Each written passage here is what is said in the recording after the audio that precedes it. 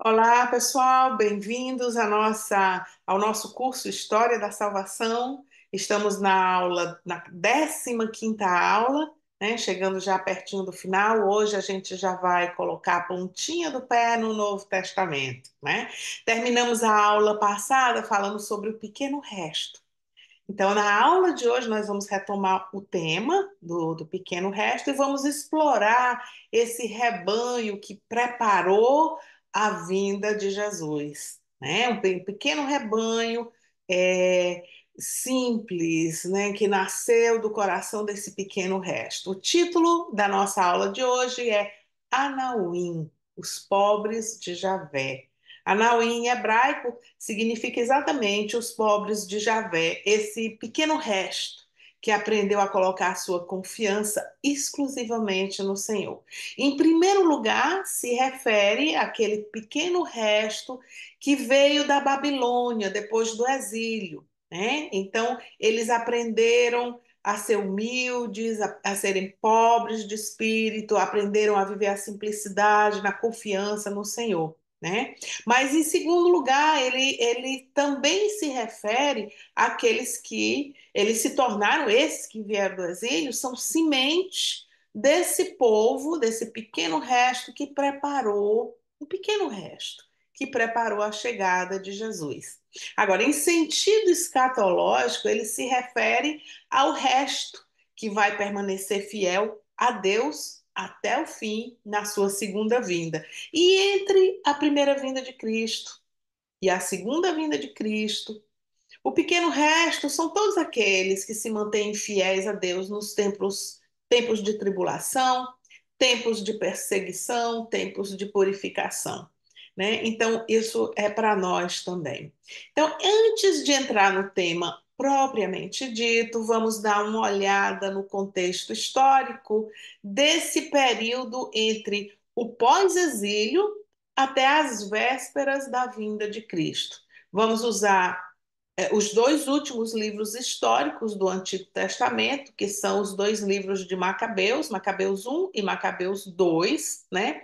Vamos fazer também alguns comentários sobre o livro de Judite e o livro de Esté, que é apropriado fazer nessa ocasião.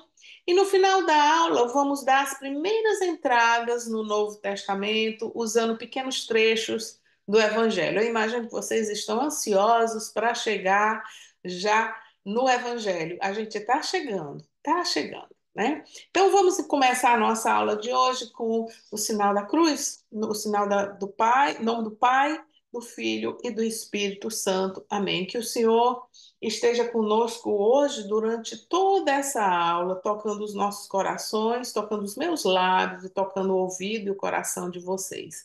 Amém. Bom, vamos começar retomando a história onde nós paramos na última aula, para ter um contexto histórico dos acontecimentos, né? Então, como nós vimos, em 538 a.C., os cativos da Babilônia começaram a retornar para Jerusalém, né? E eles retornaram para reconstruir o templo, reconstruir as muralhas da cidade, reconstruir a cidade. Isso se deu sob o domínio dos persas, né? Nós vimos isso, né? Então, muitos judeus voltaram para Jerusalém, mas como eu disse na aula passada, nem todos, né? Na aula passada, vocês podem ter ficado com a impressão de que o pequeno resto se refere apenas aos que retornaram do cativeiro, mas não é bem assim, né? Nem todos que não voltaram significa que abandonaram a fé, né? Os livros de Esté e de Judite vão contar a história dessas duas heroínas que eram mulheres piedosas, tementes a Deus, viviam em terras estrangeiras no tempo em que os judeus eram dominados pelo Império Persa, né? Então elas são exemplo de pessoas tementes a Deus que viveram nesse período e que nunca voltaram para Jerusalém, né? Permaneceram em terras estrangeiras e foram semente de pessoas tementes, fiéis a Deus, em outras terras, né? A história de Esté, por exemplo, ela se passa durante o Império Persa, né? Os eventos acontecem na cidade chamada Susa, que era a capital do Império Persa. Então, essa história acontece mais ou menos em 465 antes de Cristo,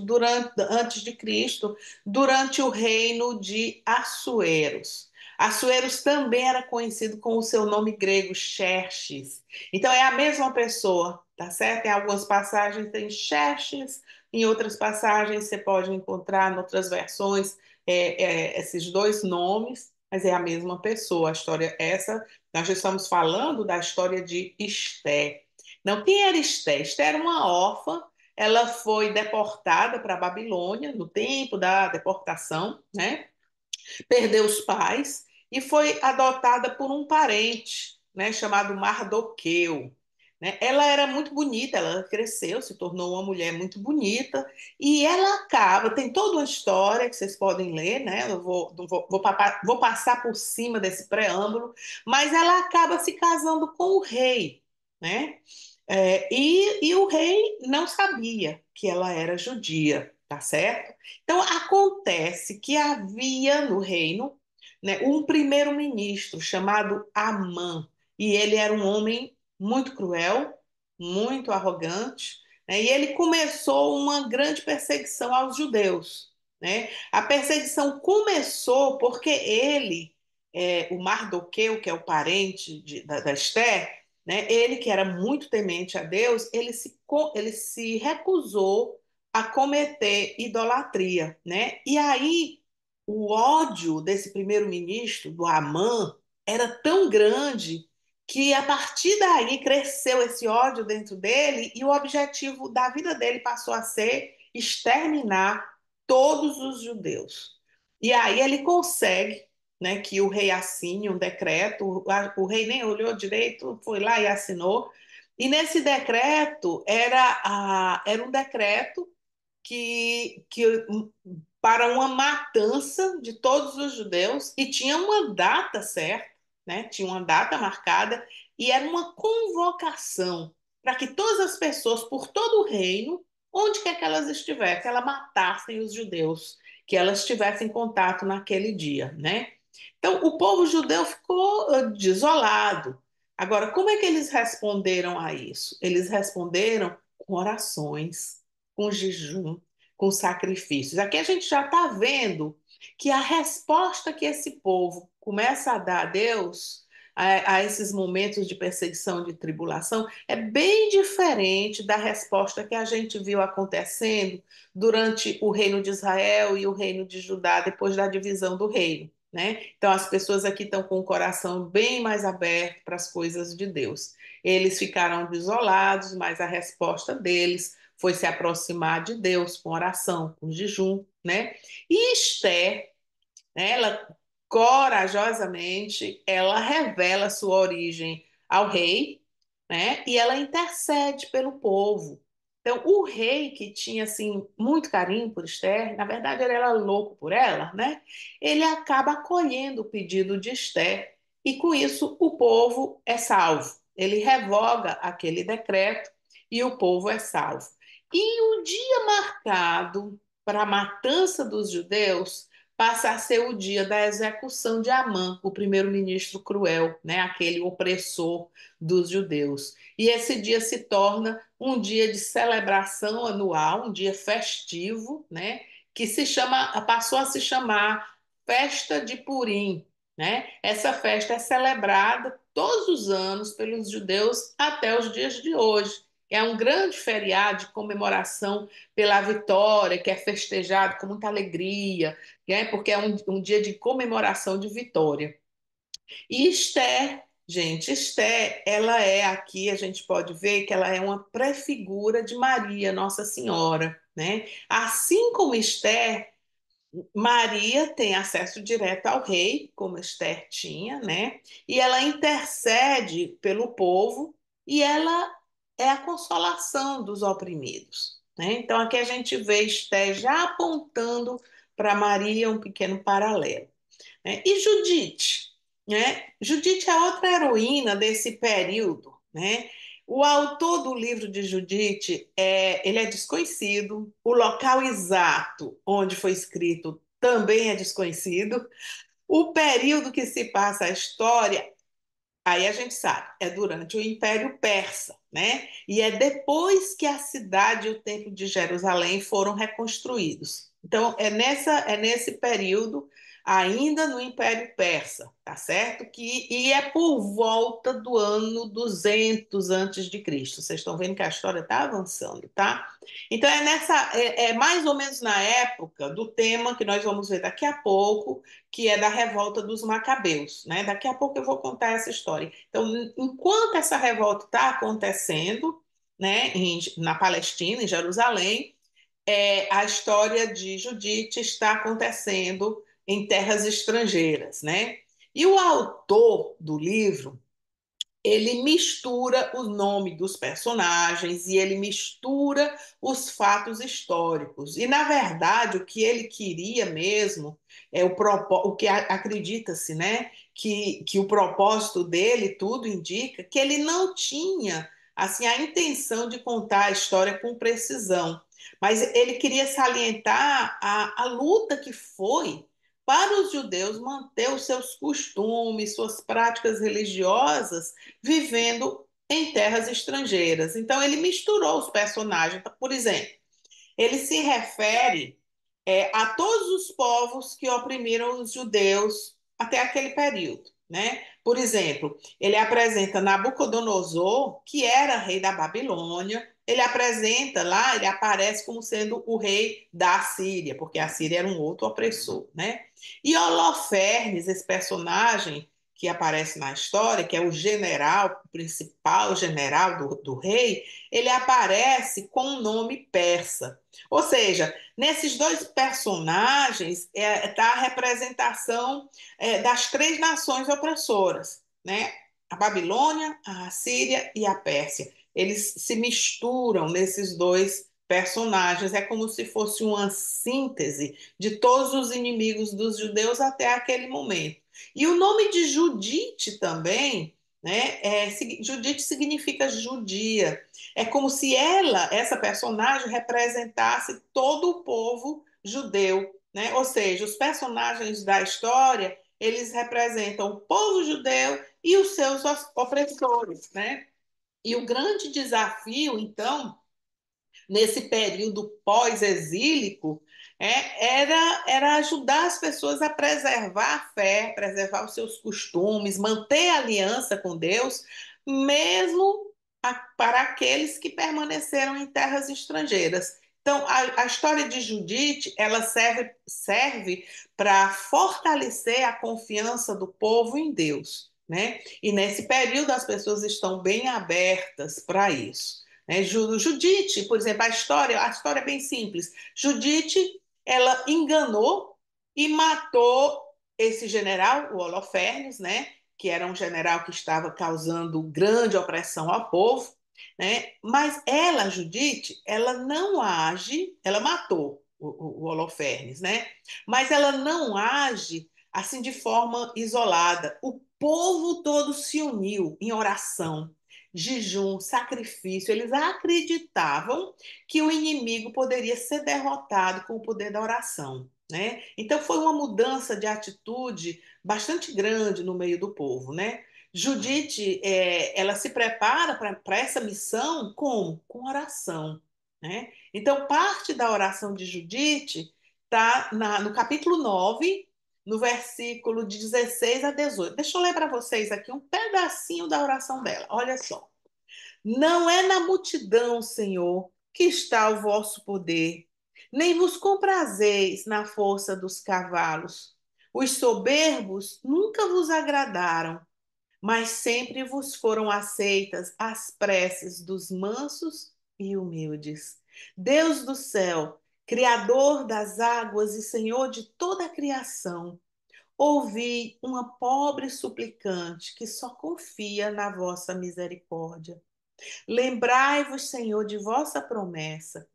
Inspirai as palavras de minha boca e dai firmeza à resolução de meu coração. para que a vossa casa vos permaneça para sempre consagrada, e que todos os povos reconheçam que só vós sois Deus e que não há outro fora de vós. Vejam só que oração linda essa oração de Judite, né? Então, a história de Judite é uma história que conta a vitória do bem contra o mal, né? O grande e temido general morre nas mãos de uma mulher frágil, uma simples viúva, né? Então, Judite derrota o mal cortando a cabeça do opressor, ela degola, né? O Holofernes. Isso foi um contraste muito grande entre aquele general e aquela mulher, né? Frágil, uma viúva simples, né? E ela também, assim como Esther, ela é uma prefigura de Maria, ela aponta para Maria. Maria, que foi uma jovem humilde, simples, e ela também vence o mal pisando a cabeça da serpente, né? O opressor não apenas de um povo, como Holofernes, mas o opressor de toda a humanidade, né? Ela pisa na cabeça da serpente, simplesmente dizendo sim a Deus. Então, Judite degola a cabeça de Holofernes, Maria pisa na cabeça da serpente. Uma, né? Aqui a gente vê Judite apontando para Maria, né? Então, esses são dois livros interessantes que vocês podem querer dar uma olhada, né? Que se passa nesse período, né? Nesse período do Império Persa, né? Contando a história de pessoas que permaneceram em terras estrangeiras, né? Sob o domínio dos persas, né? Então, agora vamos retomar a história, vamos colocar de lado essas duas histórias de Judite e de Esther e vamos retomar o fio da meada de onde a gente estava, né? Então, o que acontece, né? Acontece que 200 anos depois que Ciro, vamos ver, vocês lembram de Ciro? Ciro foi aquele rei persa que permitiu que o povo voltasse para Jerusalém e reconstruísse o templo, etc., né? Então, esse é o Ciro, o rei Ciro, né? 200 anos depois disso, 200 anos depois que ele permitiu os judeus retornarem para Jerusalém, o Império Persa vai cair. Então, ele caiu nas mãos de Alexandre Magno. Isso aconteceu por volta do ano 334, né? No ano 334, eu acho que essa data é mais precisa, né? Agora, lembrem-se do profeta Daniel, que ele profetizou a sucessão dos povos que haveriam de dominar os judeus. Vocês lembram disso? Muito bem. Assim como foi profetizado, cai o Império Persa, levanta-se o Império Grego. Então, a gente viu que foi a Babilônia, os babilônios tomaram os caldeus, tomaram o povo, levaram o povo, caiu os caldeus, veio o Império Persa. Agora cai o Império Persa e se levanta o Império Grego, tá certo? Na liderança de Alexandre Magno. Então, Alexandre Magno, ele teve uma carreira militar meteórica. Em apenas 12 anos, ele construiu um dos maiores impérios da antiguidade, não só em extensão territorial, mas em importância, em influência cultural por todo aquele mundo, né? Então, com isso, gente, com essa queda do Império Persa e esse levantamento, agora esse surgimento do Império Grego, os judeus passaram a ser dominados pelos gregos, né?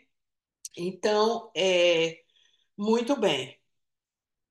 O que acontece? A nossa história está acontecendo, né? Tá? Estamos chegando a novos capítulos. Durante o reino de Alexandre Magno, a Grécia, ela disseminou sua cultura e seus costumes por todo o império. Ela espalhou, né, uma hegemonia da língua grega, da filosofia, arte, da literatura. Então, diferente de outros opressores, de outras nações, né, que oprimiam, que dominavam de diversas maneiras, os gregos eles dominavam e oprimiam pela imposição cultural, né? E eles perseguiam os povos dominados que não mudassem seu estilo de vida. Esse fenômeno de imposição da cultura grega é chamado helenismo, né? E esse foi um dos maiores desafios para os judeus. Aliás, foi um grande desafio para os judeus. Inicialmente, a cultura grega foi bastante atraente, né? Por quê? Porque há muitas riquezas na cultura grega e muitos judeus aderiram aos novos costumes. Nossa, a cultura grega era fantástica, a literatura, a arte, a filosofia. Então tinha tantas riquezas, tantas coisas atraentes. No entanto, outros judeus perceberam o risco, né? Ao adotar esse estilo de vida grego, eles estavam vendo assim um risco que o judaísmo estava correndo, né? O risco de que os judeus perdessem a sua própria cultura, perdessem a sua identidade de povo de Deus. E o resultado é que surgiu uma grande divergência entre os judeus com relação à aceitação da helenização, tá certo? Então, é preciso entender o porquê dessa divergência. Vamos mais a fundo, né? É preciso entender que, junto com a arte, a filosofia, todas as diversas riquezas culturais, né, veio também a religião grega e o culto aos diversos deuses da Grécia, né? E não era só isso, não era opcional, né? Se esse culto aos deuses gregos fosse opcional, tudo bem, mas acontece que não era. Então, houve uma imposição, né? Junto com a imposição da cultura, houve uma imposição também de adotar a religião com todos esses cultos pagãos, esses cultos idólatras a esses deuses gregos, tá certo? Então, isso foi, de fato, um grande desafio para os judeus que queriam se manter fiéis às suas tradições, às suas práticas religiosas, né?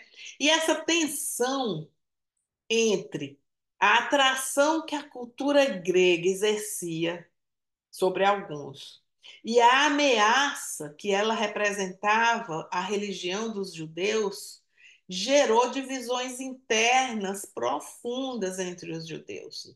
Então, mais do que a opressão externa, né, essa divisão interna foi um grande mal para os judeus desse período, né? Agora, o que é que acontece? Alexandre Magno, ele reinou apenas 12 anos. Ele morreu jovem, não deixou herdeiro, e aí no ano 320 antes de Cristo, o império foi dividido entre seus generais. Eram quatro generais, né? Então, como não tinha herdeiro, os quatro generais de Alexandre Magno dividiram o império entre eles, né? E dois desses generais, duas dessas regiões nos interessam, né? Então, a partir do ano 312, né, começaram a existir dois sistemas de data. Daí é que a gente começa a ver algumas divergências nas datas, é por conta do fato de que havia é, uma, uma, uma, uma forma de colocar datas na Síria e outra nos dois sistemas diferentes, né? E com certeza os documentos da época eles vêm com essa pequena divergência. Não é coisa muito grande, não, mas tem alguma divergência, né? E aí a gente observa essas divergências, mas não é nada significativo que altere a história, não. Mas pode acontecer que vocês vejam assim um pouquinho, as datas um pouquinho diferentes, coisa pouca, mas é possível acontecer, tá certo? Mas bem, como eu disse, o império do Alexandre, né? O Alexandre foi dividido pelos seus quatro generais. E a nós interessa a dinastia dos Ptolomeus, né? Que incluía o Egito, no sul da Palestina, né? Vocês sabem que o Egito fica no sul da Palestina, né? Com a capital em Alexandria. Essa é uma das dinastias, uma das regiões que nos interessa. E a outra é a dinastia dos Seleucidas, que inclui a Síria no norte, né? E a capital era a capital em Antioquia. Aí por que essas duas regiões nos interessam? Porque, poxa, né, a Palestina ficava assim, geograficamente entre essas duas regiões. E muitas vezes ela se tornou campo de batalha. Então ela ora ela estava sendo dominada pela dinastia dos Ptolomeus, ora ela estava sendo dominada pela dinastia dos Seleucidas, né? E ficava nesse jogo muita tensão sempre ali. Mas os Seleucidas no norte, esses foram os que mais dominaram, né? Então, por mais tempo eles dominaram a Palestina. Entre o ano de 198 e o ano de 142, a Palestina foi dominada pelos Seleucidas, tá certo? E esses Seleucidas, aí é que vem, eles perseguiram os judeus com muita crueldade. E o objetivo deles era impor a idolatria e eles queriam, assim, a fina força, eliminar costumes judeus, como, por exemplo, a circuncisão. Eles queriam acabar com a circuncisão. Eles queriam acabar com as restrições alimentares, né, da lei dos judeus. Eles queriam impedir o descanso do dia do sábado. Então, coisas dos costumes dos judeus, eles foram muito cruéis, querendo realmente, oprimindo mesmo, para que isso não acontecesse.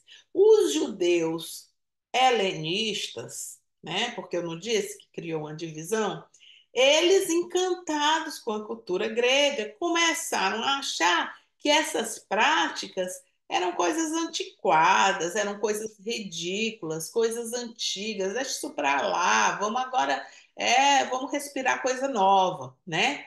Mas acontece que outros não pensavam assim, né?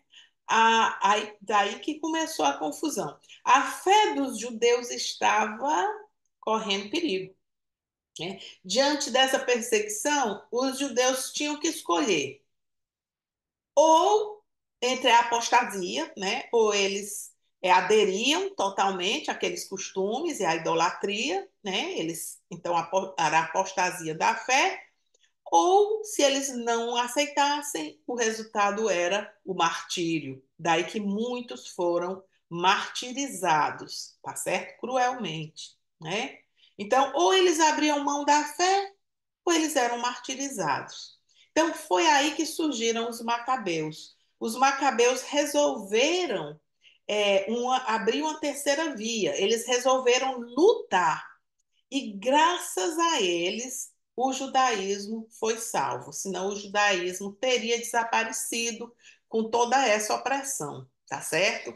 Então, o livro dos Macabeus é que vai nos contar essa história desse período, tá certo? Então, os dois livros são dois livros. Os dois livros contam eventos que se passaram nesse período da perseguição, né? E, como eu disse anteriormente, são os dois últimos livros históricos do Antigo Testamento, né? Já estamos na soleira do Novo Testamento, né? Então, basicamente, esses livros eles contam a história dessa revolta dos judeus contra essa perseguição dos Seleucidas, né? Essa revolta foi liderada por Judas Macabeus e seus irmãos, tá certo? Então, o primeiro livro ele vai contar essa história que se passa entre o ano 175 e o ano 134, né? Já estamos chegando pertinho lá do ano zero, né? Os dois livros, eles não são uma sequência.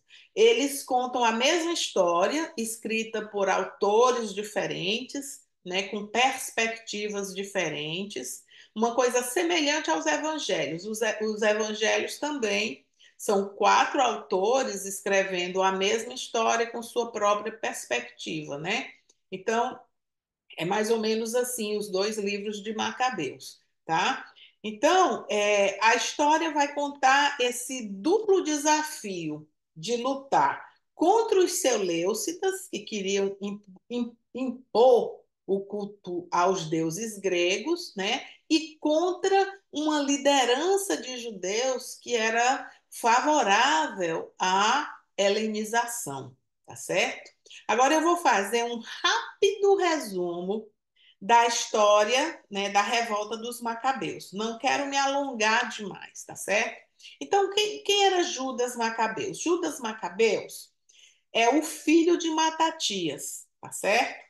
Macabeus era um apelido de Judas. O nome da família era Asmoneu. Grava esse nome que depois eu vou voltar para ele. Asmoneu era o nome do pai, tá certo? Então eles eram 5 irmãos. E o livro recebe o nome de Macabeus porque Judas foi o primeiro a assumir a liderança depois da morte do pai. Foi o pai quem começou o movimento. Mas Judas, né, que foi o primeiro dos 5 filhos que assumiu a liderança e ele teve um papel muito importante, né? Então, Matatias, que é o pai do Judas Macabeus, ele que iniciou essa revolta contra a perseguição de Antíoco Epifanes, que era o rei da Síria, né, lá no norte, né? Tá certo?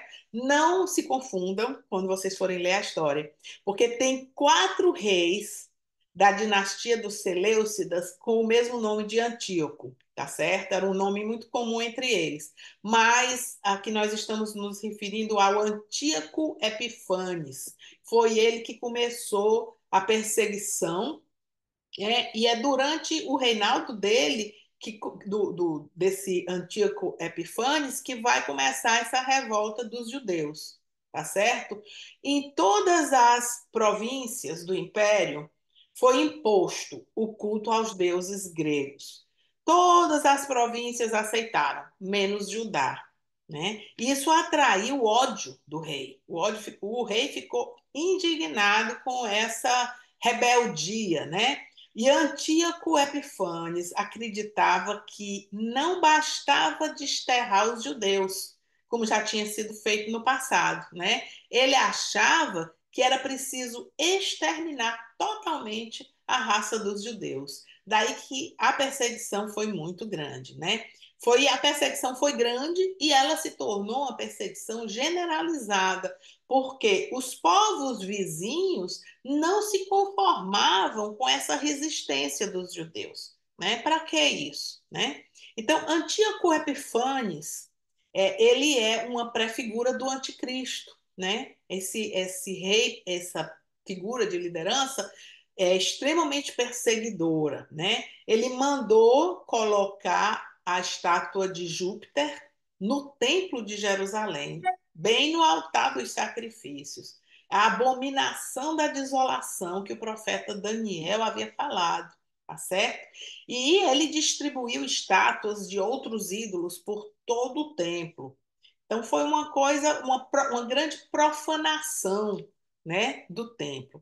A perseguição, gente, era cruel, né? E era sem sentido, totalmente sem sentido, não fazia sentido.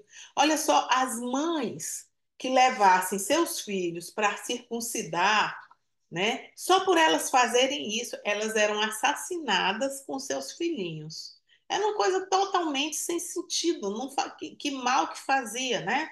Mas era um ódio muito grande que tinha.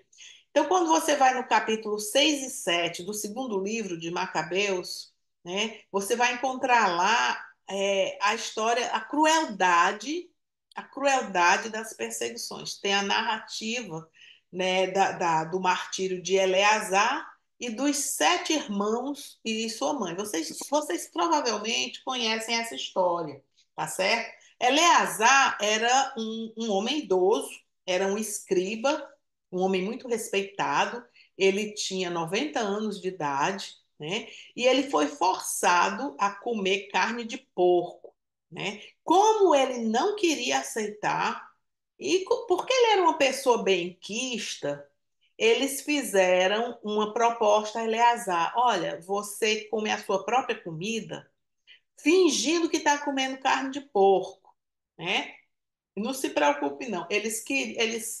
Era um senhor de 90 anos, uma pessoa muito respeitada, e aí eles quiseram encontrar essa saída, né? Mas Eleazar corajosamente se recusou. Por quê? Ele não quis dar mau exemplo aos jovens, né? Então ele morreu depois de ser cruelmente torturado.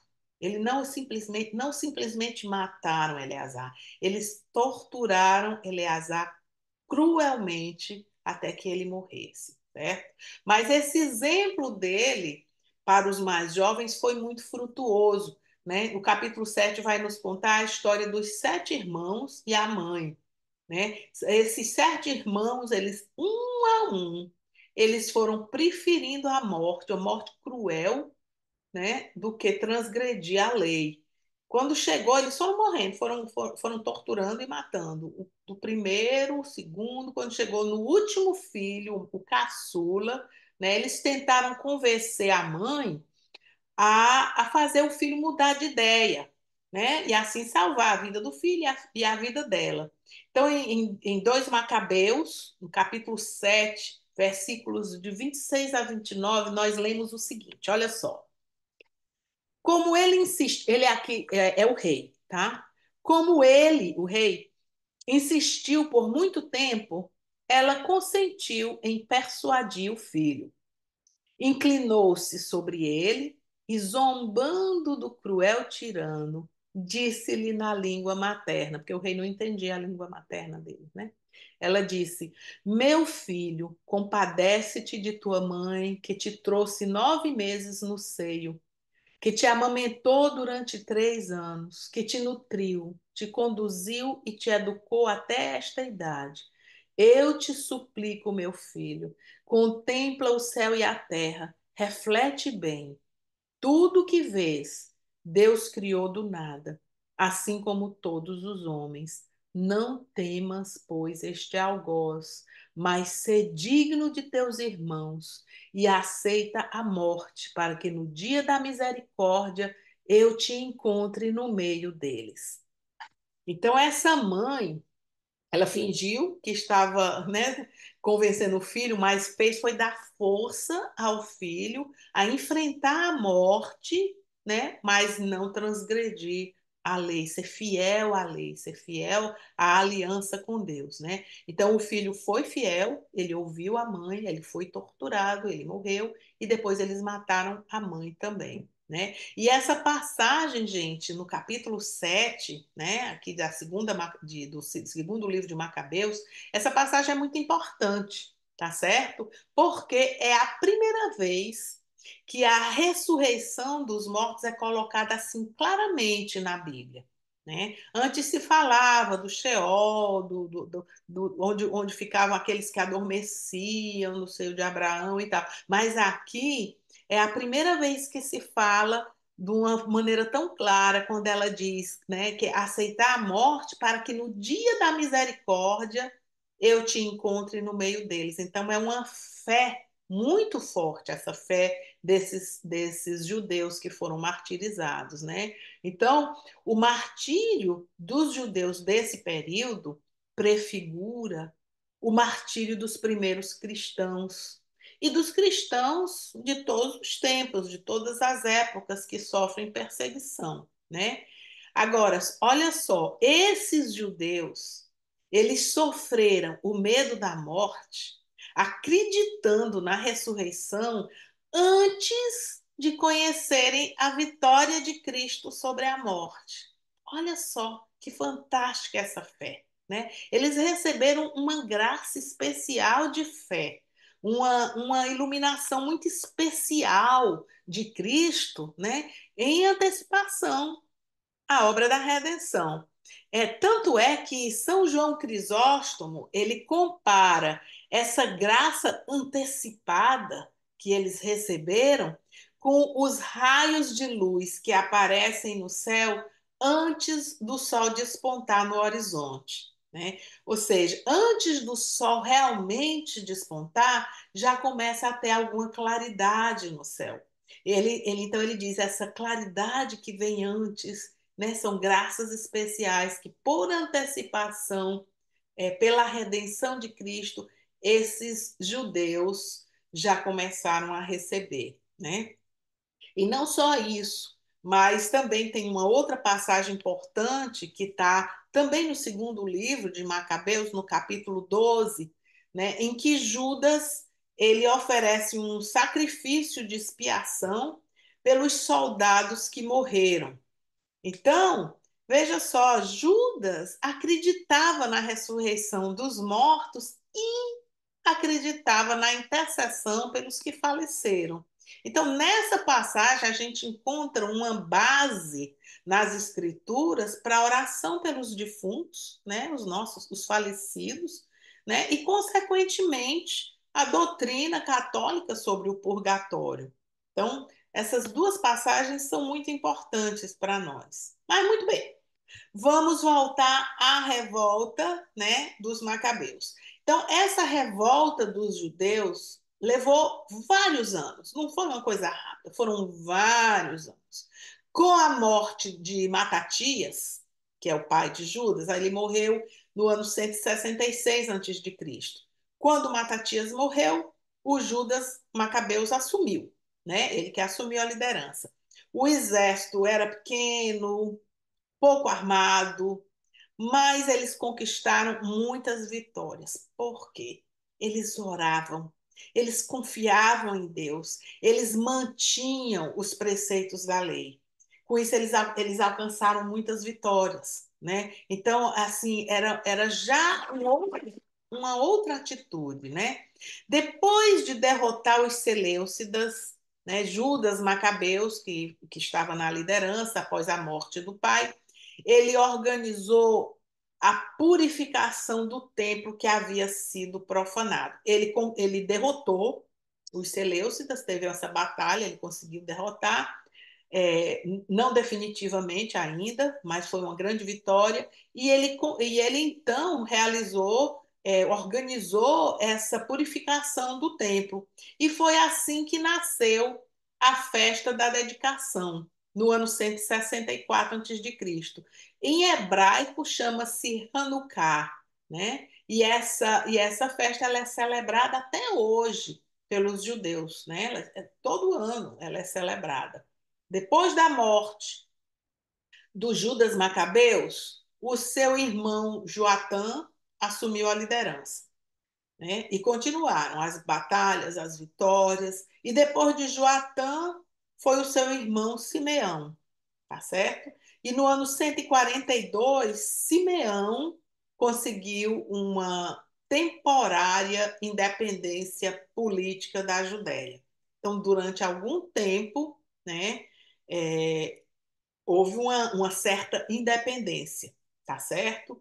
E depois da morte de Simeão, o seu filho, João Hircano, continuou na liderança e eles começaram, então, essa dinastia, que é a dinastia do Asmoneus, né? Aquele nome que eu disse lá atrás, ó, lembra desse nome. Então, eles começaram essa dinastia, tá certo? Eles não pretendiam ser da dinastia de Davi, porque eles não eram da dinastia de Davi, mas eles foram muito importantes porque eles conseguiram livrar o povo judeu da opressão, né? E eles conseguiram preservar o judaísmo. O judaísmo poderia ter se acabado. Quantas religiões, né, ficam? Eles conseguiram preservar o judaísmo na sua pureza, tá certo? Então esse foi um tempo de paz, mas foi um tempo curto, porque no ano 63, né? Então o João Hircano, o Simeão, ele conseguiu essa vitória, no ano 142. E no ano 63, quer dizer, não muito tempo depois, o Império Romano tomou totalmente o Império dos Seleucidas e tomou a Palestina também, né? E a Palestina passou a ser dominada pelos romanos. Isso foi no ano 63 antes de Cristo, né? E a gente sabe que Jesus nasceu durante o reinado do imperador romano, o César Augusto, né? Mas isso, vamos devagar, Daqui a pouco a gente volta para essa parte de Jesus, mas já é uma rápida introdução, tá certo? Antes de continuar a história, gente, eu não queria prosseguir com a história sem antes fazer uma reflexão. Aqui, olha, vale a pena aqui a gente fazer uma pequena parada com a reflexão, tá certo? A reflexão é a seguinte: até que ponto esse capítulo da história, com esse tema da helenização, tem a ver com a nossa história hoje? Então, é verdade que a cultura grega ela trouxe muitos avanços culturais para a humanidade, né? É inegável. Mas ela trouxe também idolatria, opressão, perseguição, né?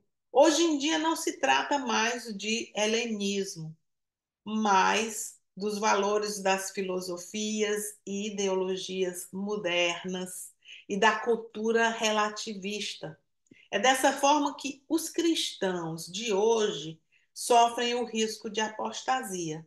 A ameaça é externa, né? Mas também interna, da mesma forma, na época dos Macabeus, de ameaça externa e ameaça interna, né? Então ela também internamente ela vem de cristãos que se sentem atraídos pelas novidades do nosso século, esse século de modernismo, de pós-modernismo, né? Assim é que hoje vivemos também uma certa divisão interna entre os cristãos. E o que é que eu quero dizer com isso? A realidade é que, dentre os que se dizem cristãos, infelizmente observamos que há aqueles que são atraídos pela cultura modernista, relativista. Como assim? Né? São lenientes com valores morais, sem firmeza com relação ao aborto, com relação à ideologia de gênero, casamento gay e tantas outras coisas. E são ignorantes em matéria de doutrina e caem facilmente em propostas errôneas, como, por exemplo, está na moda, né? A negação do inferno, a falta de fé na presença real de Cristo na Eucaristia, confusão em relação à missão do sacerdócio, porque tem gente que acha que sacerdote é uma espécie de assistente social. Eles se esquecem o que é realmente o sacerdócio, né? E outras novidades mais que tem por aí, né? Então, quando eu falo em divisão interna, é porque assim como existe esse tipo de cristão sem firmeza na fé, por outro lado, existe um crescente número de pessoas acordando, querendo abraçar a fé com mais firmeza, com um desejo sincero de permanecer fiel aos mandamentos de Deus até o fim. Então, a gente vê, né, que existe assim uma espécie de como se tivesse dois tipos de cristão hoje em dia, né? Uns que estão acordando para ser verdadeiro, abraçar verdadeiramente a fé cristã, e outros que querem arranjar uma maneira de amalgamar a fé cristã com as novidades do século, né? Então, aqui fica a nossa reflexão, né? Que tipo de cristão eu sou e que tipo de cristão eu quero ser, tá? Essa é a reflexão. Muito bem. Reflexões à parte, vamos mudar de assunto. E antes de continuar a história e falar dos pobres de Javé, aqueles que antecederam a vinda imediata de Jesus, queria fazer um breve comentário sobre as seitas dos judeus que surgiram durante o período dos Macabeus, né? Então eu estou me referindo aos fariseus, aos saduceus, aos essênios, tá certo? E muito bem, o contexto histórico que a gente está estudando hoje nos ajuda a entender o surgimento dos fariseus, né, com seu zelo pela lei, sua ênfase na liberdade política, né, sua desconfiança dos estrangeiros. os que eram, ou seja, os gentios, né? Então, a origem, né, de certa forma, dos fariseus está ligada ao movimento dos macabeus. Então, fariseu significa separado. Eles buscavam pureza ritual, observância rigorosa da lei. Eles eram leigos, tá? Eles eram ligados aos escribas, aos estudiosos da lei. Eles acreditavam em anjos, em demônios, eles acreditavam na ressurreição dos mortos. Né? Mais adiante, nós vamos ver que os fariseus hostilizavam Jesus, porque Jesus vivia a lei à luz da caridade. Isso era algo que os fariseus tinham dificuldade para entender, né? Então, eu estou colocando aqui esse contexto histórico para a gente ver como é que surgiu os fariseus. Não estou querendo defender os fariseus, estou mostrando como é que eles surgiram. Porque com o tempo eles foram se tornando mais e mais rigorosos, e mais, vamos dizer, extremamente rigorosos mesmo, né? Estritos com a lei, a ponto de eles aumentarem os detalhes da lei. Eles aumentavam. Né? Vamos ver, na próxima aula eu vou dar exemplos de como eles aumentavam a lei. E eles não conseguiam entender que a caridade era maior que tudo. Eles não conseguiam, eles tinham uma dificuldade muito grande com isso. Nos evangelhos, eles são criticados por Jesus, não pelo que eles acreditavam, na essência do que eles acreditavam, mas pela hipocrisia, né? E pelos exageros. Porque eles eram a hipocrisia principalmente, porque eles ensinavam uma coisa e viviam outra. Porque aquilo que eles ensinavam era praticamente impossível de se viver. Era um rigor tão absurdo que nem eles mesmos viviam, né? Então Jesus comparou os fariseus a sepulcros caiados, que eram brancos por fora, podres por dentro, né? Agora, alguns fariseus, né, também tinham aqueles bons fariseus. Por exemplo, Nicodemos era fariseu, Gamaliel era fariseu e o próprio Paulo, mesmo antes de se converter, ele era fariseu, né? Mas ele era uma pessoa de boa índole, né? Bom, tinha também os saduceus. Os saduceus eram uma outra seita que é mencionada nos evangelhos. Era uma seita, enquanto que os fariseus eram uma seita de leigos, os saduceus eram uma seita de sacerdotes, tá certo?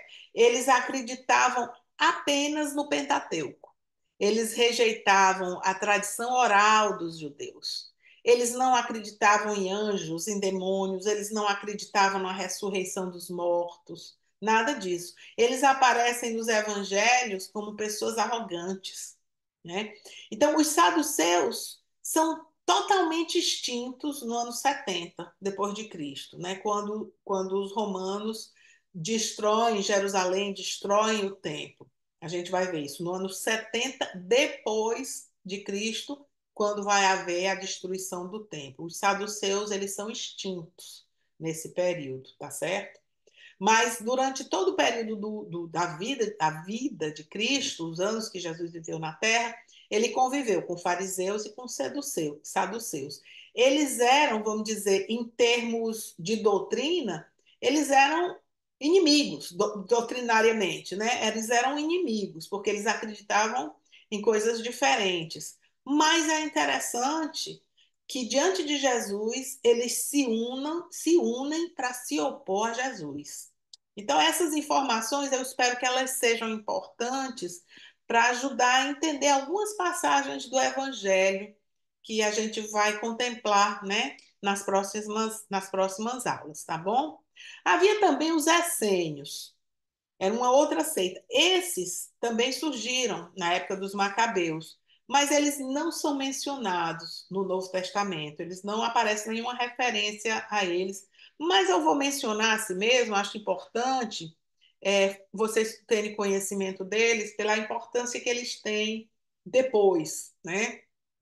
Os essênios, eles viviam em comunidades, eram comunidades monásticas, eles colocavam tudo em comum, eles adotavam também um estilo de celibato. Havia comunidades em Jerusalém, havia comunidades ao redor de Damascus, mas as principais comunidades estavam situadas ao longo do Mar Morto. E a sede do movimento ficava na comunidade de Curã, no Mar Morto, onde havia uma biblioteca que continha mais de 800 manuscritos sagrados, né? Também, e apócrifos também. Esses manuscritos, eles foram descobertos por acaso, agora recente, recente assim, né, no ano de 1947. E eles tiveram uma importância muito grande, enorme, para o estudo das escrituras, porque eles tinham esses manuscritos originais, de 2.000 anos atrás, tá certo? Então, eu acredito que vocês já devem ter ouvido falar dos manuscritos de Qumran, os manuscritos do Mar Morto, né, que são esses dessa comunidade dos essênios. Bom, fecha parêntese aqui, né? Quis só fazer esse comentário a respeito dessas seitas, porque elas vão estar bastante presentes, principalmente os fariseus e os saduceus, eles vão estar bem presentes no Evangelho, tá certo? Agora, nós estamos nos aproximando do nascimento de Jesus. E nesse período, né, os evangelhos nos falam de vários pobres de Javé, que aguardavam a vinda do Messias. Então, nós vemos Simeão lá no templo, a profetisa Ana, eles viviam no templo, na expectativa da vinda do Messias. Quando a família de Nazaré vai ao templo para a purificação de Nossa Senhora e a apresentação de Jesus, o menino ele é reconhecido por esses santos do Antigo Testamento, né? Tá lá no Evangelho a alegria de Simeão e a alegria da profetisa Ana, né? Que encontram. Então, vamos nos lembrar que havia esse período aí, havia uma expectativa muito grande de que o Messias estava próximo, né? Vocês lembram da profecia de Daniel, que ele prevê mais ou menos, ele profetiza a época que mais ou menos o Messias deveria vir. Então, nessa época, havia uma grande expectativa que o Messias estaria próximo. Bom, Zacarias e Isabel também são exemplos de pobres de Javé.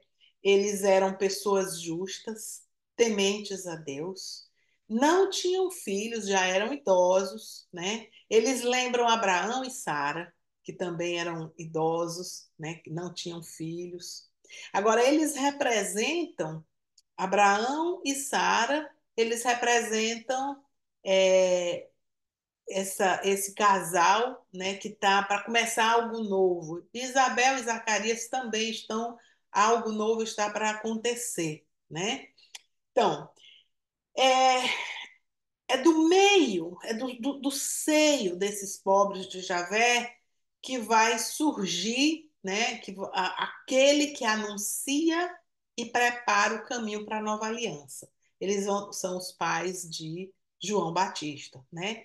Isabel, a mãe de João Batista, foi prefigurada em várias mulheres do Antigo Testamento, né? Mulheres que eram estéreis. Olha, Sara, Rebeca, Raquel, espero que vocês estejam se lembrando, né? A mãe de Sansão, que era estéril, Ana, né? A mãe do profeta Samuel, que também era estéril. Todas essas mulheres, elas estão prefigurando Isabel, né? Zacarias e Isabel, eles foram escolhidos para participar diretamente. Assim, houve vários outros pobres de Javé, anônimos, desconhecidos. Nós não conhecemos quem são, apenas sabemos que existiam, né? Assim como existiu Simeão, assim como existia Ana. Mas Isabel e Zacarias, eles foram escolhidos para participar diretamente do plano de salvação, né? Zacarias era sacerdote, ele era levita, né? E no dia de maior honra para o seu ministério, né? O dia que coube a ele fazer, a oferecer incenso lá no santo do templo, tinha o santo dos santos, onde ficava o lugar mais sagrado, e tinha o santo. E na porta, entre uma coisa e outra, tinha o altar dos perfumes, onde o sacerdote oferecia incenso 2 vezes por dia. E havia um revezamento, né? E nesse dia coube a Zacarias oferecer o incenso. Um dia, assim, uma honra enorme. O povo todo ficava lá fora esperando, né? E nesse dia que ele entra para oferecer o incenso, ele é visitado pelo arcanjo Gabriel, que anuncia o nascimento de João Batista. Ora, Zacarias era um homem justo, era um homem bom, mas ele não era sem pecado. Ele não, ele era um homem que também tinha suas limitações, né? Então, depois dele receber a visita do anjo, ele duvidou. Ele duvidou e ficou mudo, né? Como resultado desse questionamento dele, ele acabou ficando mudo e durante toda a gravidez de Isabel ele não conseguia pronunciar uma única palavra.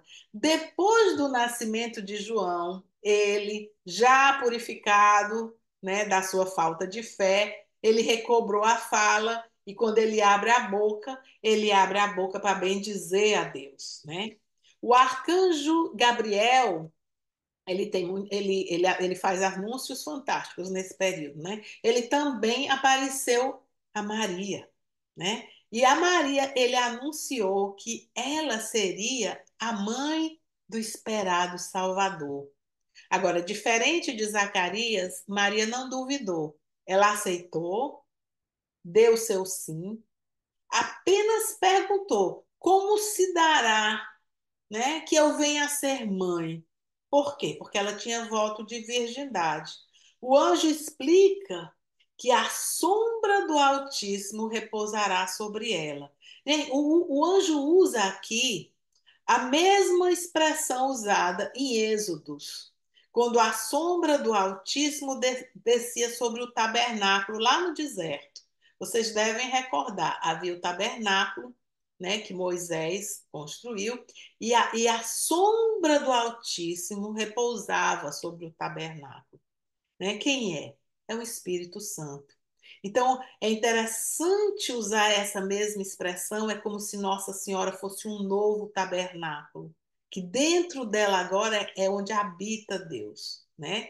Então, e Maria é essa cheia de graça, cheia do Espírito Santo, porque o Espírito Santo, né, repousa sobre ela, a sombra do Altíssimo repousa sobre ela, né? João Batista também, né, não exatamente da mesma maneira, porque ele não foi concebido sem pecado, mas ele também se tornou cheio do Espírito Santo ainda no ventre da sua mãe Isabel. Então, quando Isabel e Maria se encontram, Maria vai visitar Isabel, quando elas se encontram, João Batista, ao ouvir a saudação de Maria, né, Maria saudando Isabel, ele o quê? Ele pula dentro do ventre.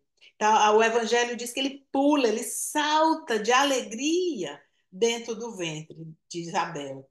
Isso nos recorda o quê? Isso nos recorda o rei Davi pulando e dançando diante da arca.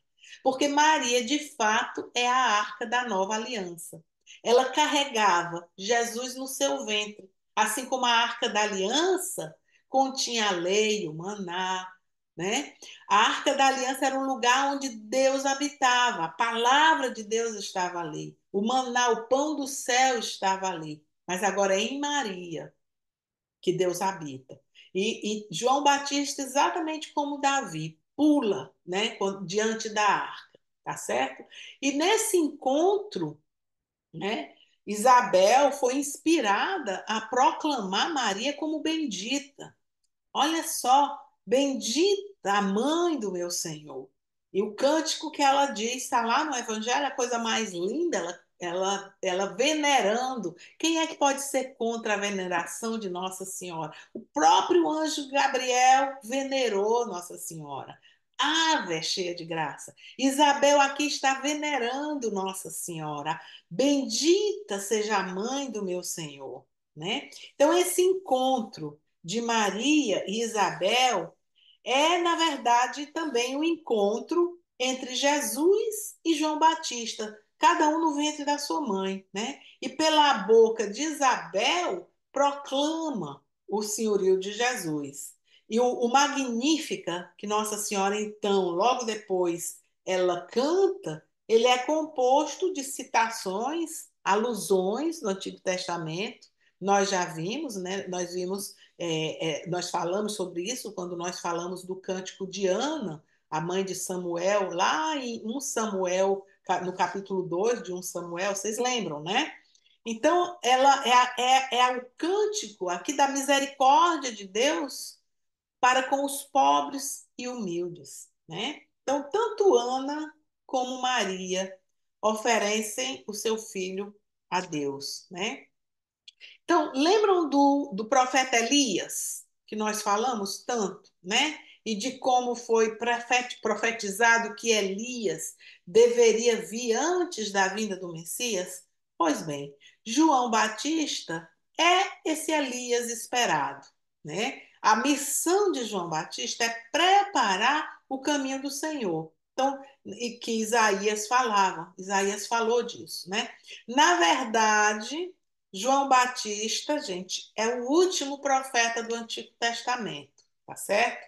Porque a história agora já está na soleira da Boa Nova. Então, nós estamos aqui ao falar de João Batista, nós estamos falando do último profeta do Antigo Testamento. Mais tarde, né, quando ele completa 30 anos de idade, ele vai começar a sua missão e ele vai anunciar o reino dos céus e a necessidade de se preparar para esse reino, né? Eu estou falando de João Batista. Como? Através do arrependimento, através da mudança de vida. Ele batizava as pessoas, ele convidava as pessoas a virem ser batizadas. Ele batizava no Rio Jordão. As pessoas vinham de longe para ouvir a pregação de João Batista. Elas confessavam seus pecados e elas eram batizadas, né? Ele era reconhecido como profeta e ele tinha seus seguidores, várias pessoas seguiam. Tinha um grupo de discípulos dele, né? Mas ele deixou bem claro que ele não era o Messias. No Evangelho de Marcos, bem no começo do capítulo 1, versículos de 7 a 8, João Batista diz o seguinte: ele pôs-se a proclamar: depois de mim vem outro mais poderoso do que eu, ante o qual não sou digno de me prostrar para desatar-lhe a correia do calçado. Eu vos batizei com água. Ele, porém, vos batizará no Espírito Santo. João Batista, gente, ele tinha clareza da sua missão. Ele aguardava a manifestação do Messias. Agora, como os profetas do Antigo Testamento, ele sofreu muito, sofreu por anunciar a verdade. Anunciar a verdade é sempre perigoso, né? E denunciar o pecado. Então, ele acabou sendo preso e depois ele foi degolado, né? Então, em Lucas 7, capítulo 7 de Lucas, nos versículos de 24 a 30, olha só o que é que Jesus diz a respeito de João Batista. Depois que se retiraram os mensageiros de João, ele começou a falar de João ao povo. Ele aqui é Jesus, né? Que fostes ver no deserto um caniço agitado pelo vento, mas que fostes ver? Um homem vestido de roupas finas? Mas os que vestem roupas preciosas e vivem no luxo estão nos palácios dos reis. Mas, enfim, que fostes ver? Um profeta? Sim, digo-vos, e mais do que profeta, este é aquele de quem está escrito: eis que envio o meu mensageiro ante a tua face. Ele preparará o teu caminho diante de ti. Pois vos digo, entre os nascidos de mulher não há maior que João. Entretanto, o menor no reino de Deus é maior do que ele. Ouvindo, todo o povo, e mesmo os publicanos, deram razão a Deus, fazendo-se batizar o batismo de João, né? Então, aqui, como o Jesus, assim, dá uma honra enorme a João, né? Diz que ele é o maior dos nascidos de mulher, mas com relação ao Novo Testamento, que ele ainda não estava no Novo Testamento, né? Então, uma pessoa que realmente vive na Nova Aliança é maior do que ele, mas ele, para a Antiga Aliança, era o maior de todos, né? Muito bem. João Batista realmente merece grande honra, né? Mas quem vocês acham que é o maior exemplo de pobre de Javé, né? Vamos ver o que é que diz o parágrafo 721 do Catecismo da Igreja Católica. Eu vou ler para vocês. Parágrafo 721. Maria, a Santíssima Mãe de Deus, sempre virgem, é a obra-prima da missão do Filho e do Espírito na plenitude do tempo. Pela primeira vez no desígnio da salvação, e porque o seu Espírito a preparou, o Pai encontra a morada na qual o seu Filho e o seu Espírito podem habitar entre os homens. É neste sentido que a tradição da Igreja muitas vezes lê, em relação a Maria, os mais belos textos sobre a sabedoria. Maria é cantada e apresentada na liturgia como o trono da sabedoria. Nela começam a manifestar-se as maravilhas de Deus, que o Espírito vai realizar em Cristo e na Igreja, né? Então, Maria é a cheia de graça, essa pobre de Javé por excelência, né? Preservada do pecado original antecipadamente pelos méritos de Jesus, por pura graça de Deus. Maria tinha que ser pura, sem pecado, porque ela não foi um canal por onde Jesus simplesmente passou.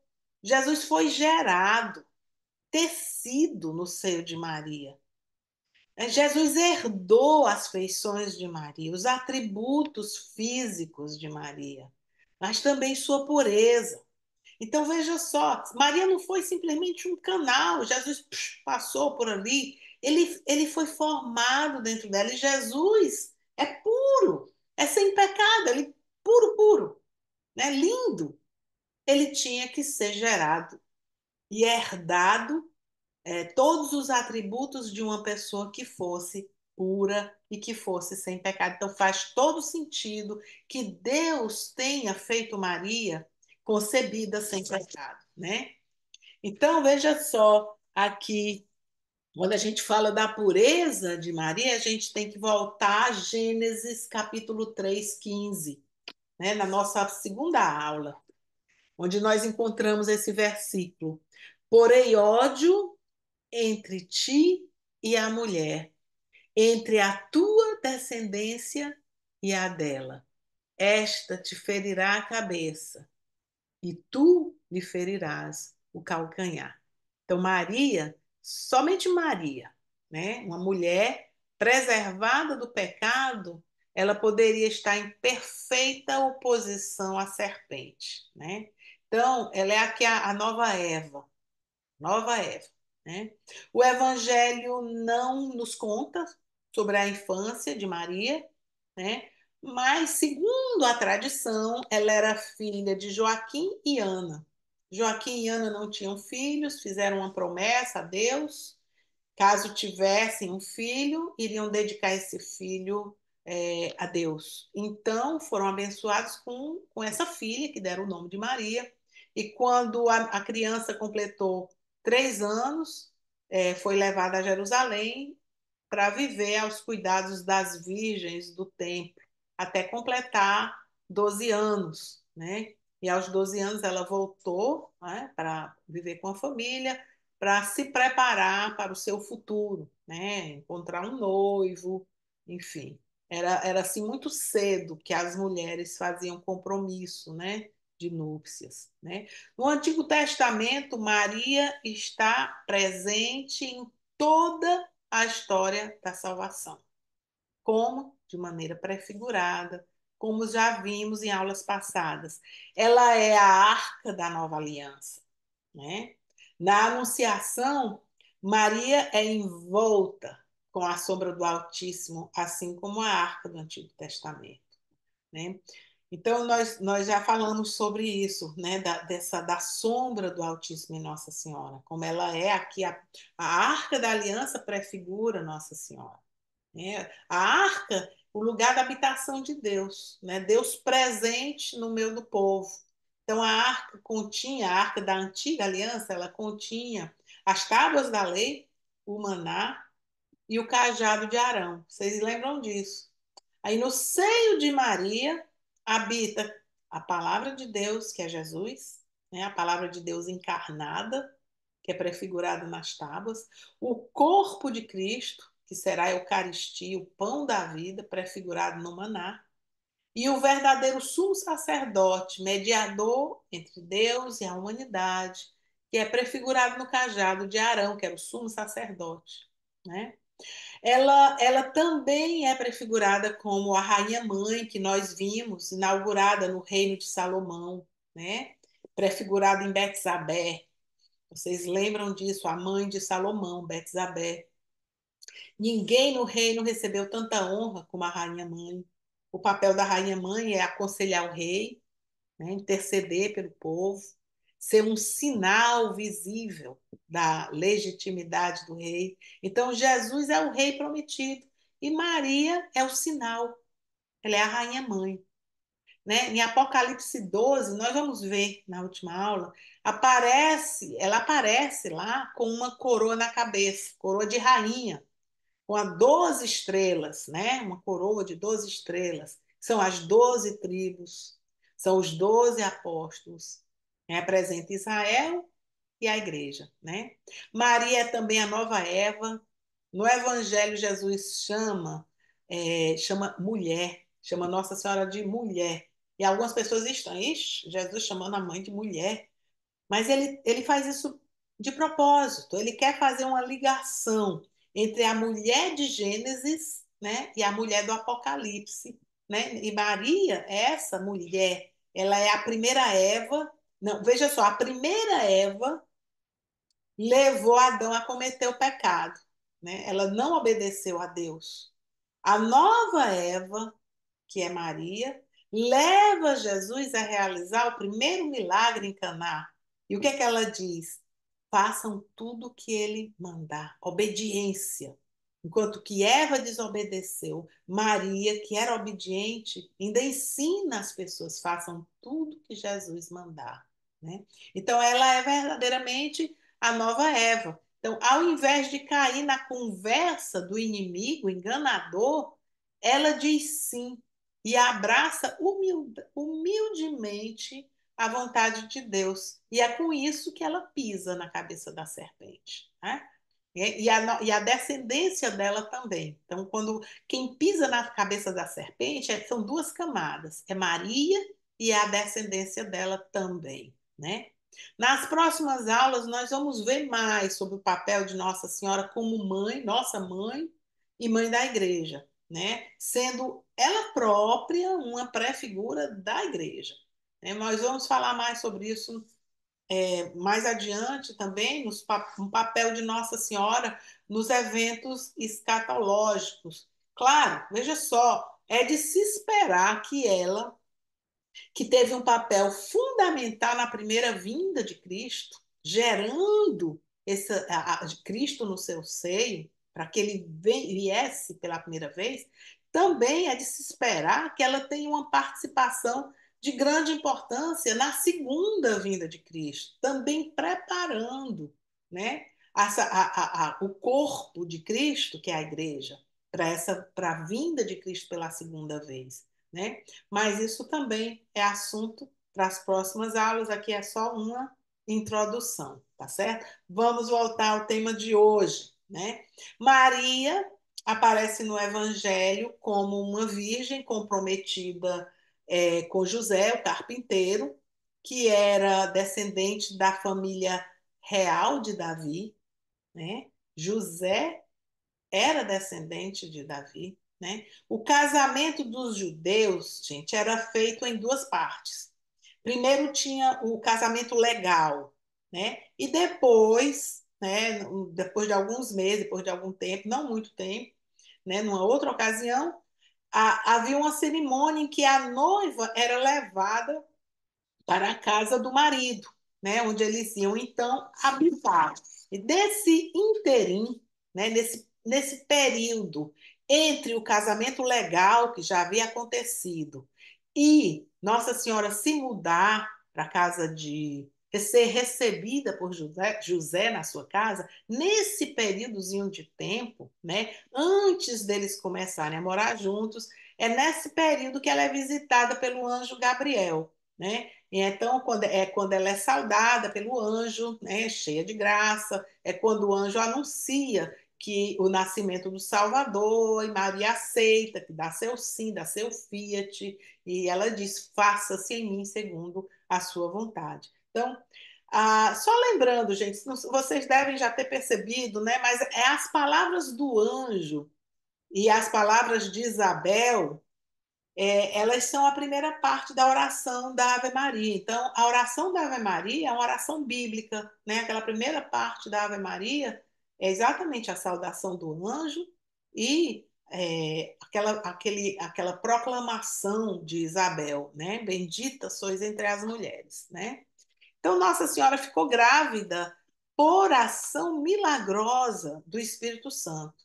Ela era virgem, né? Vocês lembram da profecia de Isaías, no capítulo 7, 14? Ele diz assim: por isso o próprio Senhor vos dará um sinal.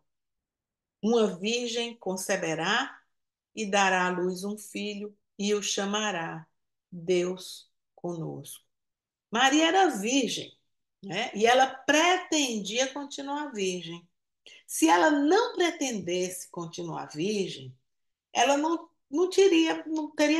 precisava ela perguntar ao anjo como é que ela poderia ficar grávida, né?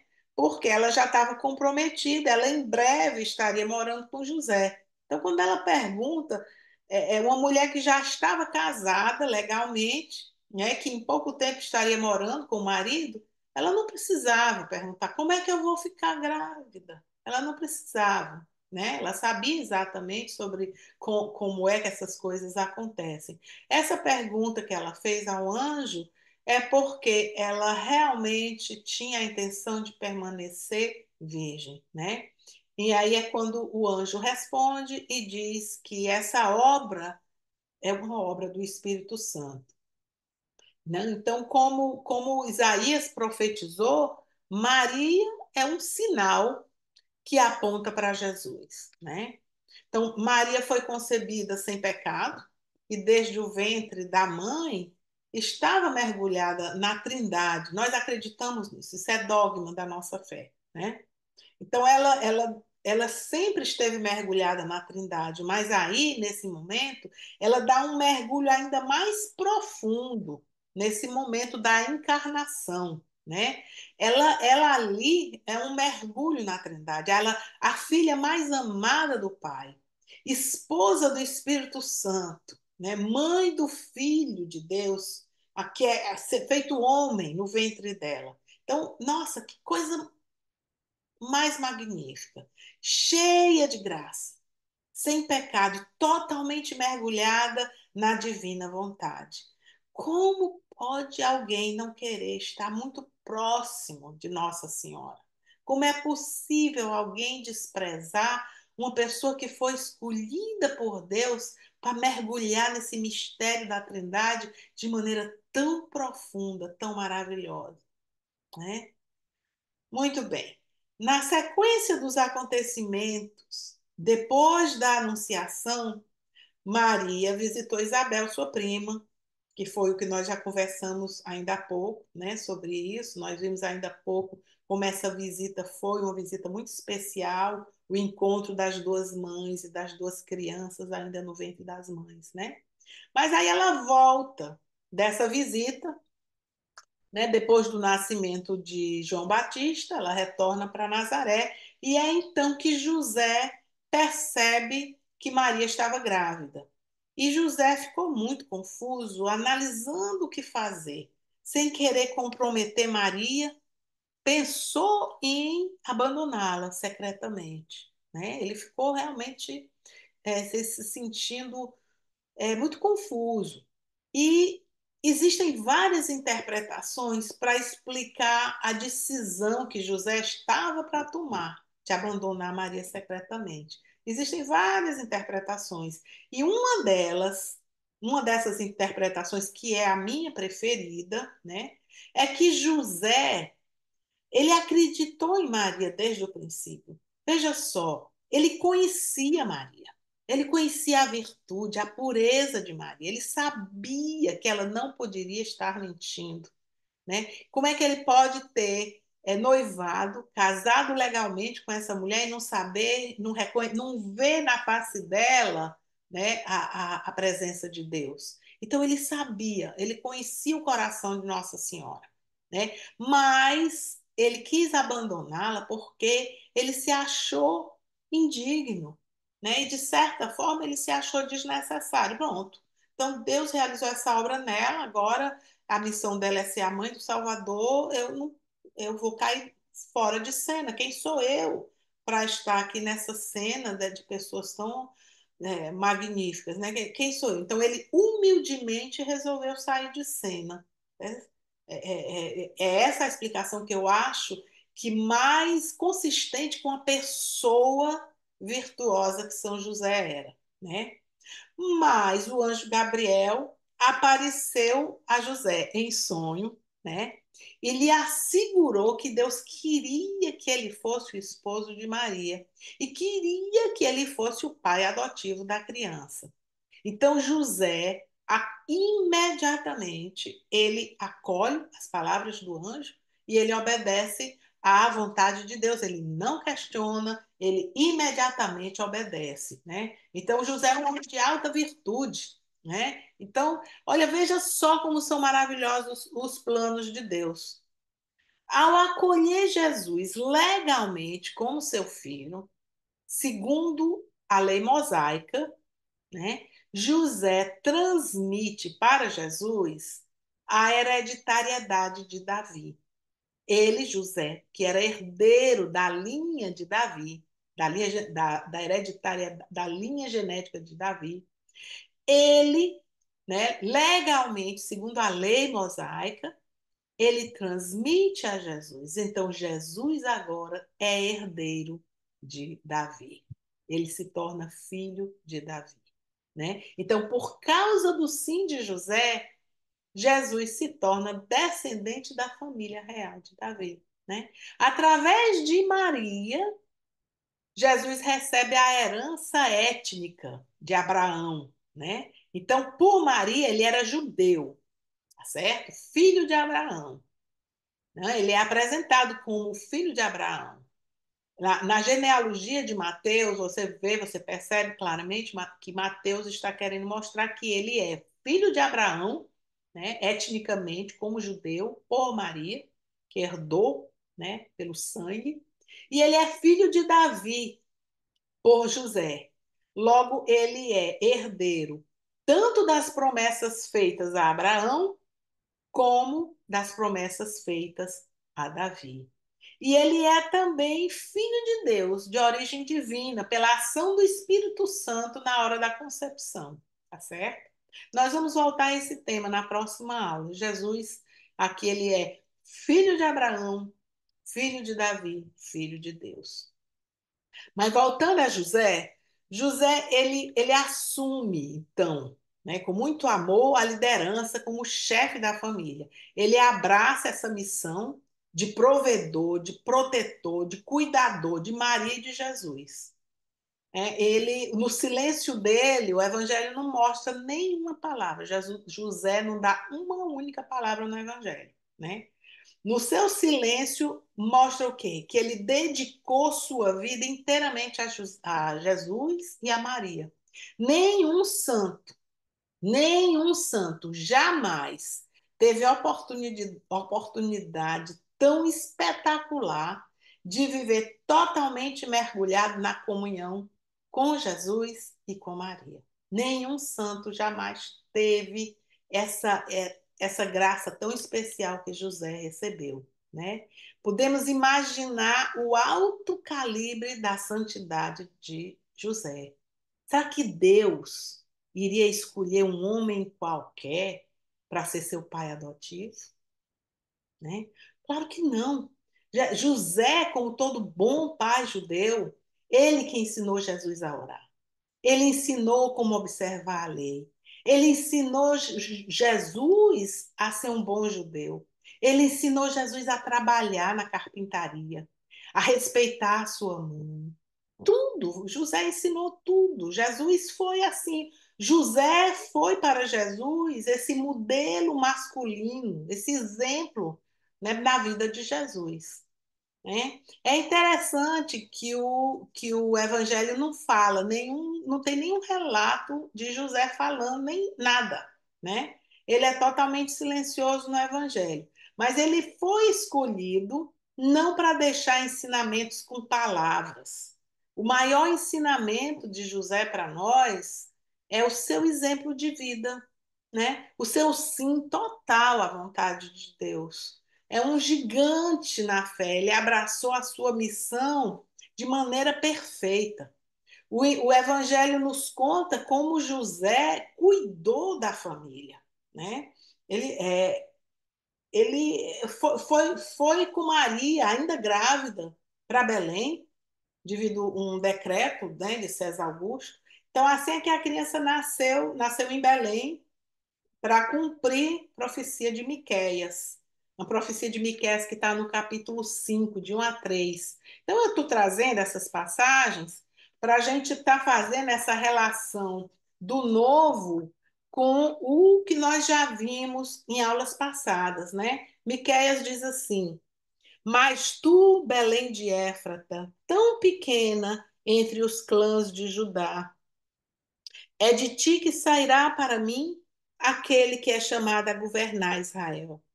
Suas origens remontam aos tempos antigos, aos dias do longínquo passado.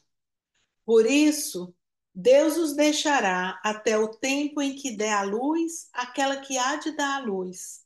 Então o resto de seus irmãos voltará para junto dos filhos de Israel.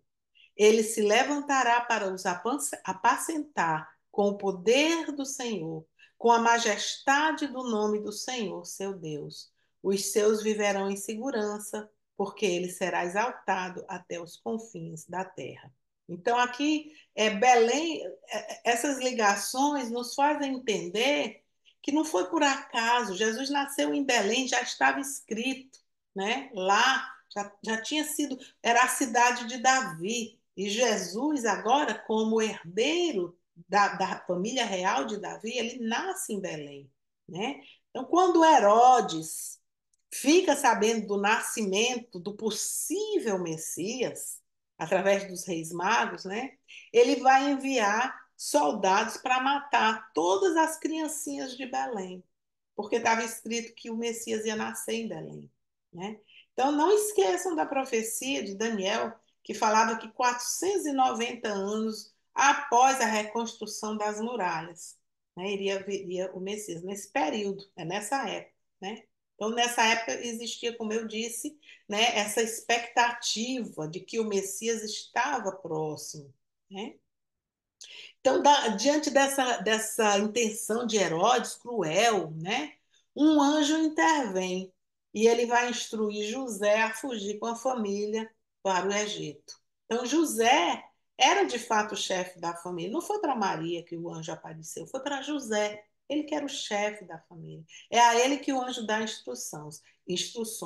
E José obedece imediatamente. Imediatamente. Ele toma a criança, toma a mãe e imediatamente ele vai para o Egito se refugiar, né?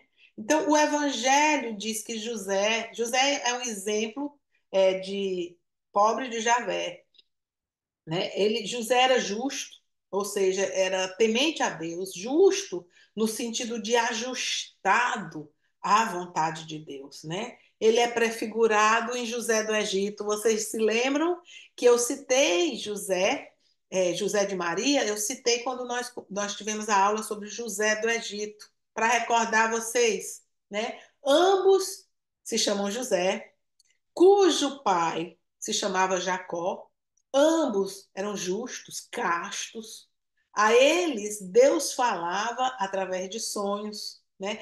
Ambos salvam a família, levando-a para o Egito, né? Então já estava lá prefigurado José. Quando Herodes morre, o anjo avisa a José e a família retorna, né? E se estabelece em Nazaré. Então, Jesus escolheu nascer pobre, crescer numa cidade sem importância, né? Para confundir os soberbos e para nos ensinar o que é um pobre de Javé, o que é um pobre de espírito, né? Então, um rápido esclarecimento aqui sobre Herodes, para evitar confusão.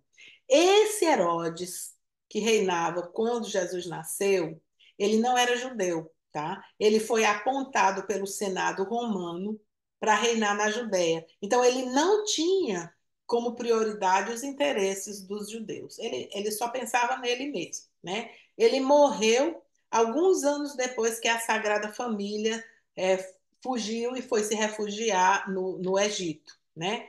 O Herodes, que aparece mais adiante no Evangelho, na época da Paixão de Cristo, é o Herodes Antipas, que é filho desse Herodes, né? Que era conhecido como Herodes o Grande, tá? Só esclarecendo que aqui a gente está falando de dois Herodes, tá?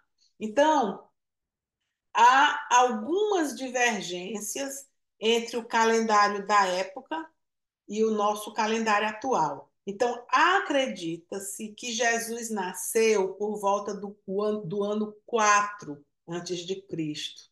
Ele não deverá ter nascido no ano zero. Ele deverá ter nascido no ano 4 anos, né, antes de Cristo. E que Herodes teria morrido por volta do ano 1, mais ou menos. Então, a Sagrada Família provavelmente se refugiou no Egito por cerca de 3 a 4 anos, né? Então, Jesus, com 4 aninhos, talvez seja nesse período que eles estão retornando e se estabelecendo em Nazaré, tá certo? Então, chegamos agora, gente, ao ápice da nossa história. Então, a encarnação e o nascimento de Jesus é o evento para o qual toda a história de salvação converge, né? Esse pobre menino, numa manjedoura, lá com sua mãe, esse é o ápice da história. Quem poderia imaginar, né? Toda essa história convergindo para uma criança numa manjedoura, né?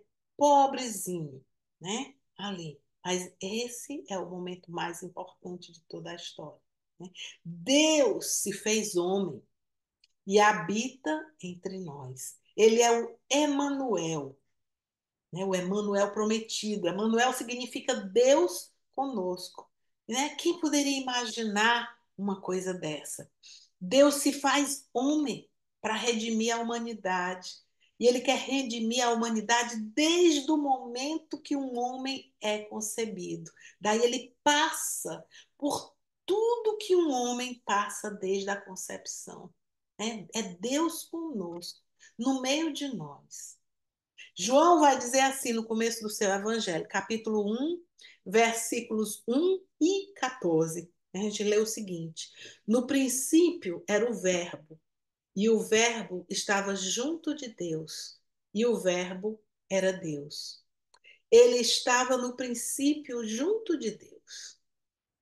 E o Verbo se fez carne e habitou entre nós. E vimos sua glória, a glória que o Filho único recebe do seu Pai, cheio de graça e de verdade. E seu nome é Jesus, né? Jesus é uma versão de Josué, que significa Deus salva. Assim como Josué liderou o povo na conquista da terra prometida, né? Jesus nos lidera na conquista do céu, tá certo? Ele conquista a vitória sobre a morte, que era o castigo pelo pecado de Adão. Então, Jesus é o novo Adão, né? Ele é o novo Adão, filho de Davi, o Messias prometido. Porém, o reino que Jesus anuncia é formado pelos pobres, pelos misericordiosos, mansos, justos, aqueles que confiam no Senhor, mesmo quando caluniados e perseguidos.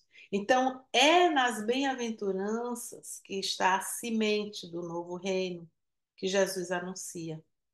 Ele é Deus, criador de todas as coisas, mas se fez um bebê indefeso, por amor, para conquistar a nossa salvação.